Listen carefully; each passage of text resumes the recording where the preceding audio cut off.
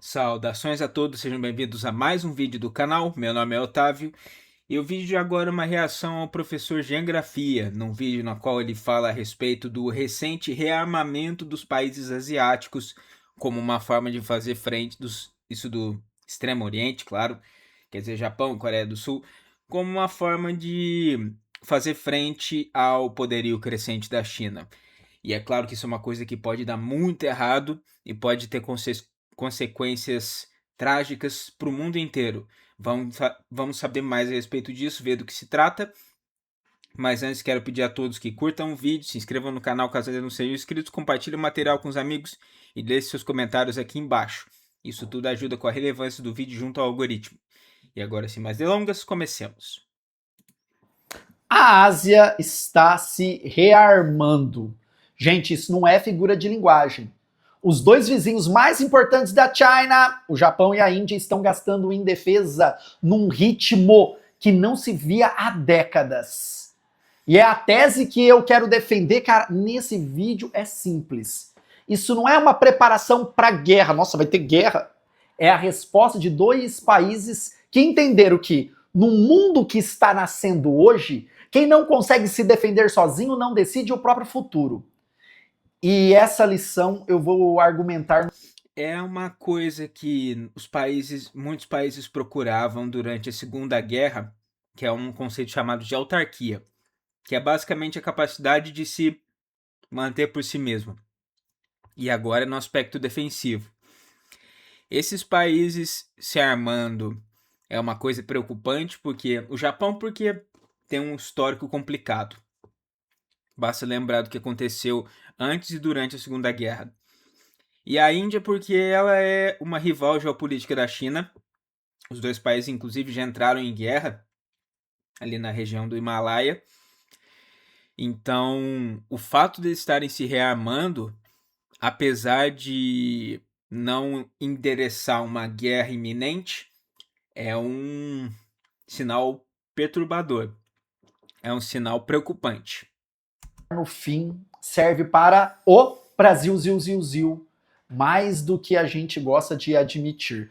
Eu sou o professor Jean Grafia, bora pensar juntos.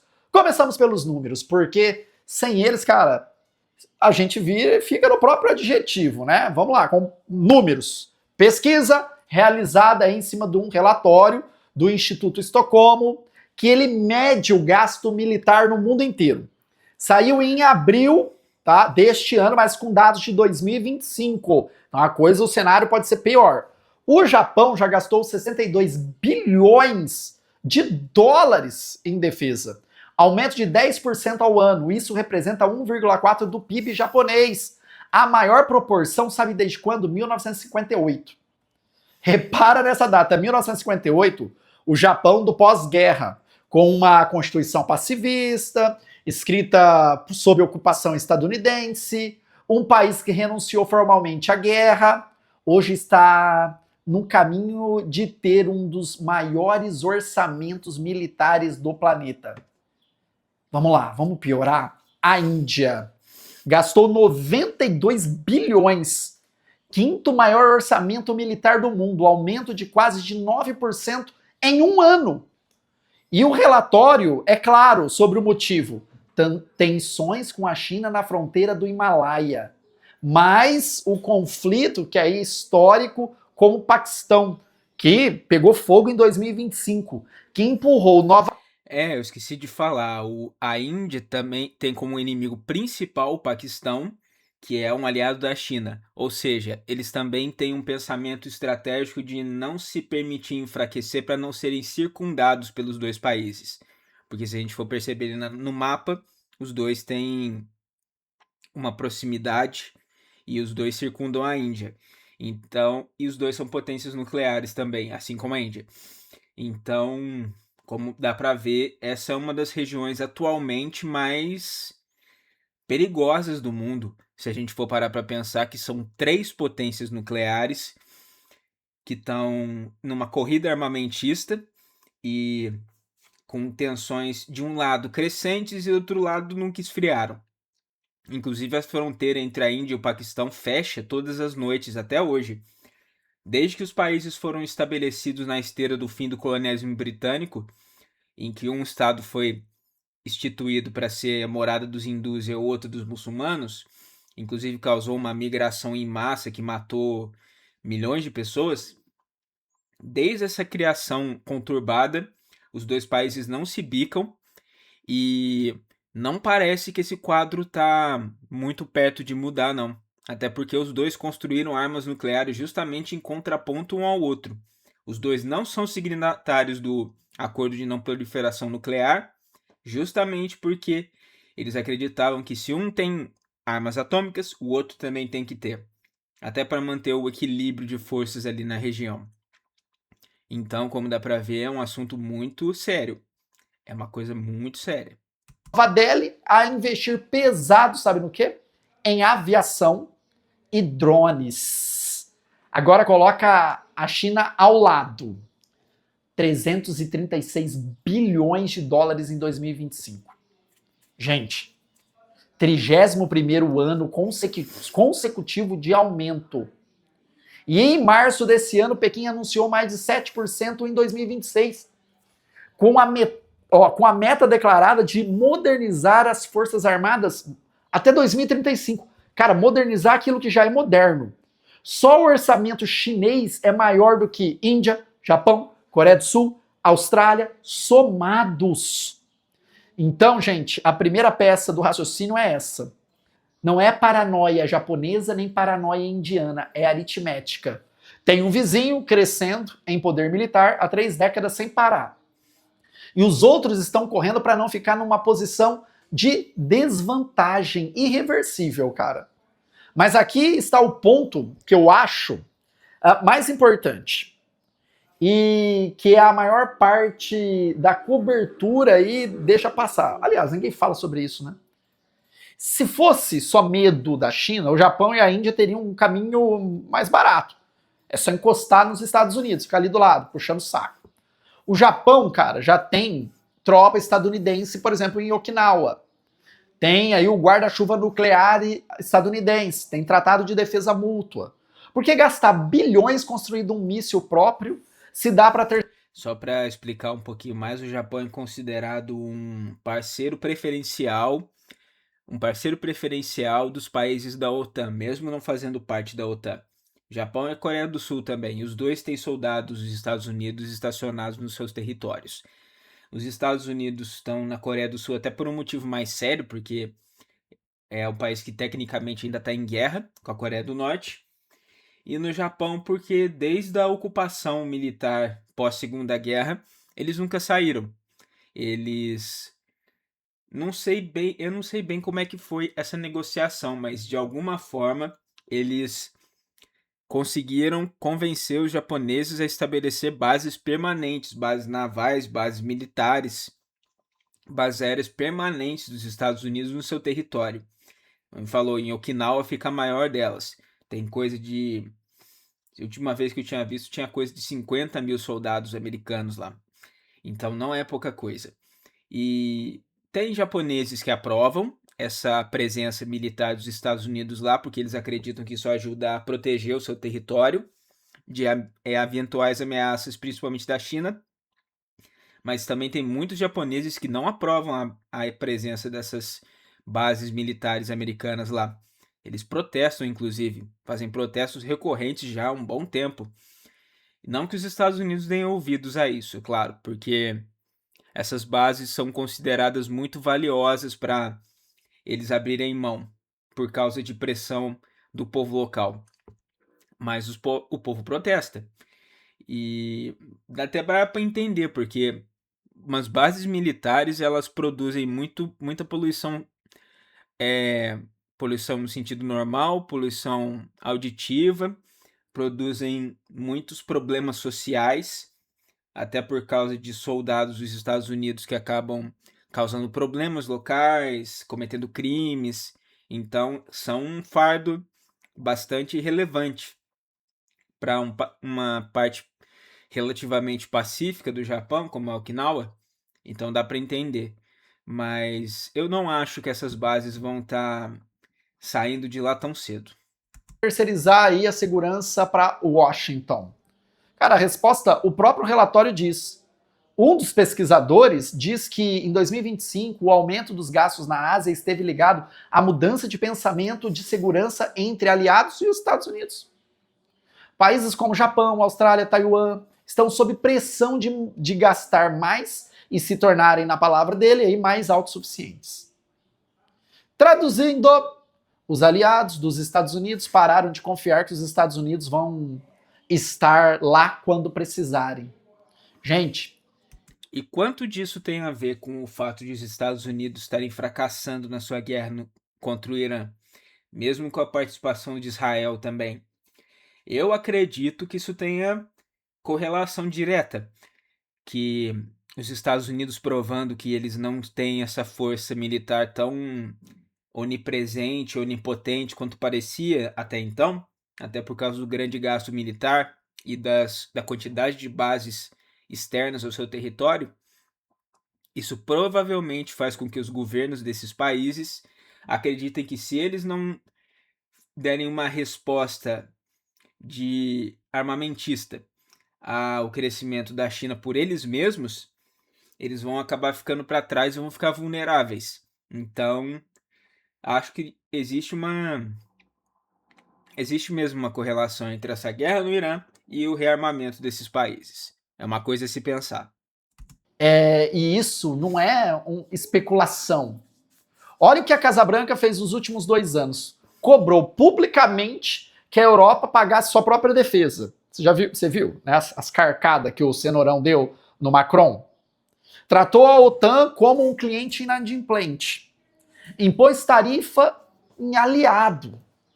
E desde fevereiro está numa guerra com o Irã que consome aí consome atenção, porta-aviões e orçamento no Oriente Médio. Um estrategista lá em Tóquio ou em Nova Delhi olha para isso e conclui de forma racional: cara, se der problema no meu quintal, não dá para apostar que a cavalaria vem. Daí vem a consequência. Se armar para esses 2 países não é agressão, é seguro contra abandono. E repara como a Índia é o caso mais interessante dos dois. Por quê? Ela nem aliada dos Estados Unidos, ela é de fato. A Índia compra petróleo da Rússia, faz parte dos BRICS, junto com a China, e ao mesmo tempo participa daquele grupo, né, junto com os Estados Unidos, Japão e Austrália. Nova Delhi não escolheu lado, ela escolheu não depender de nenhum. E para isso, gente, ela precisa de capacidade própria. Caça próprio, míssil próprio, indústria de defesa própria. E é aí que entra esse não alinhamento também, porque a Índia é historicamente conhecida por comprar muito material bélico da Rússia. Eles compram muitos caças, muitos tanques. Eu acho que pode ser, não tem confirmação disso, mas pode ser até que eles tenham tido colaboração da época da União Soviética para desenvolver o seu programa de armamento nuclear. Apesar de oficialmente as duas potências da Guerra Fria terem uma posição de querer evitar a proliferação, isso não é impossível. Então, a Índia, na verdade, é o perfeito exemplo de um país não alinhado. Eles têm os seus interesses, têm a sua agenda e não querem depender de nenhum dos lados exclusivamente para manter o seu poder, a sua soberania. E não dá para dizer que eles estão errados, porque nesse mundo que está se formando, que é um mundo multipolar, um mundo no qual não existem mais grandes potências hegemônicas, mas existe sim uma ordem dividida, diluída em diversos países poderosos, não dá para dizer que eles estão errados nessa abordagem. Eu até acharia bom se o Brasil adotasse, pelo menos uma menor escala, essa mesma postura. Não que o Brasil tenha, por exemplo, uma capacidade de investimento como a da Índia, mas seria possível adotar uma postura semelhante de confiar mais nas suas próprias forças do que depender de interferências externas. Se bem que um rearmamento do Brasil iria chamar a atenção dos Estados Unidos imediatamente. Tem essa também. Mas ainda assim eu acho que seria a melhor postura. E é isso que os 90 bilhões estão comprando. Não é só arma. É a liberdade de sentar em qualquer mesa sem precisar pedir licença. Pega a visão. Agora junta as duas coisas. Uma China que cresce militarmente há 31 anos, uns Estados Unidos que sinalizam com atos que a proteção não é mais garantida. O resultado inevitável é o quê? Um continente onde cada país médio conclui que precisa se sustentar sozinho. E é exatamente isso que o Japão e a Índia estão fazendo, gente. Agora alguém vai me dizer o seguinte: Jean, mas isso é corrida armamentista. Isso é um caminho para a guerra. Cara, você está romantizando a militarização. E essa crítica é séria, merece resposta séria. Tem verdade nela, tá? Corrida armamentista tem histórico ruim. Tá? A Europa, em 1914, se armou dizendo que era defesa. E o resultado todo mundo sabe. Dinheiro e míssil é dinheiro que não sobra para escola, saúde, transição energética. E numa região com disputa de fronteira aberta no Himalaia, que é Caxemira, e ilhas contestadas no mar da China Oriental, mais armas significa mais chance, sim, de um conflito que tá aí para acontecer. Mas repara, cara, o que essa crítica assume? Ela assume que a alternativa ao rearmamento é a paz. E não é, cara. A alternativa real para um país médio na Ásia hoje é a dependência. Ou você se defende, ou alguém te defende e cobra isso.